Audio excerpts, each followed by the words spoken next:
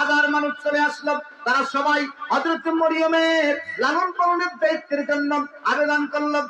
মেয়ে হলো একটা, হাজার হাজার মানুষ আসলো, কেমনে দেবে?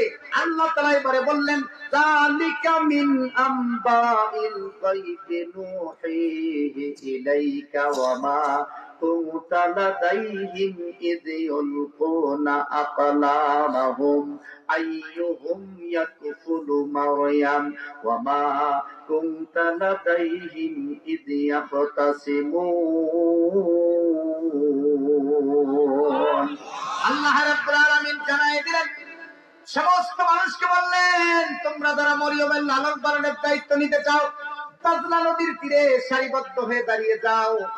আর তোমাদের কলম, তোমাদের পকেটের কলমটা বের করো, আর নদীর ভিতরে সেই কলমটা নিক্ষেপ করে দাও। ভাইজান বলেন তো, এই কলমটা লেখার জন্য নাকি পানিতে ফেলার জন্য?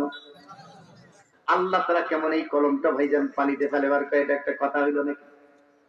এই নির্দেশটা আমাদের না আল্লাহর? আরো যারা বলেন, তাহারা নিক্ষেপ করুক তাদের কলমগুলো, আইয়ুহুম ইয়াকফুলু মারয়াম, মরিয়মের লালন পালন দায়িত্ব নেওয়ার জন্য কলম ফেলেবার দিয়েছে আল্লাহ পানিতে। কেন? কি যৌক্তিকতাটা আছে এইটা আজকে বোঝা দরকার ভাইজান। ভাইরা আমার, সব মানুষেরা দাঁড়িয়ে গেল, কলম নিক্ষেপ করতেছিল পানিতে।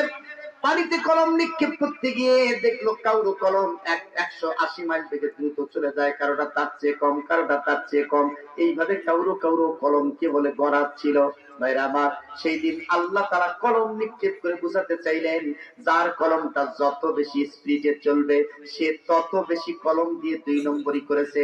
যার কারণে যারা এই কলমের মাথায় 2 নম্বরই করেছে, কলমের ঠোঁটে 2 নম্বরই করেছে, আল্লাহ তাআলা মরিয়মের লালন পালনের দায়িত্ব সেই সমস্ত ব্যক্তিদের হাতে দেবেন না। বলেন সুবহানাল্লাহ।